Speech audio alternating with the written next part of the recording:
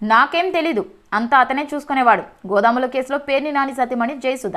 రాష్ట్రంలో రాజకీయ ఉత్కంఠను పెంచుతున్న గోదాముల రేషన్ బియ్యం మాయమైన కేసు మరోసారి హాట్ టాపిక్ గా మారింది. ఈ వివాదంలో పేర్ని నాని సతీమణి జయసుధ పేరు కూడా చోటు చేసుకోవడంతో ఇది మరింత చర్చనీయాంశంగా మారింది. ఈ కేసులో A1గా ఉన్న జయసుధ గోదాముల వ్యవహారాల గురించి తనకు అసలు తెలియదని పోలీసుల విచారణలో స్పష్టం చేశారు.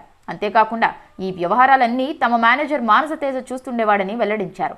గోదాముల్లో రేషన్ బియ్యం మాయమైన కేసు రాష్ట్రంలో సంచలనంగా మారింది. పోలీసుల ఆరోపణల ప్రకారం గోదాముల్లో నిల్వ ఉంచిన రేషన్ బియ్యం పెద్ద ఎత్తున అక్రమంగా మాయమైనట్లు సమాచారం. ఈ వ్యవహారంలో పేర్ని నాని భార్య జయసుధకు కీలక పాత్ర ఉందని పోలీసులు అనుమానిస్తున్నారు. జయసుధను న్యాయవాదుల సమక్షంలో సుమారు 2.5 గంటల పాటు పోలీసులు విచారించారు. ఈ సమయంలో ఆమెపై పేర్కొన్న విషయాలు బయటపెట్టినట్లు సమాచారం.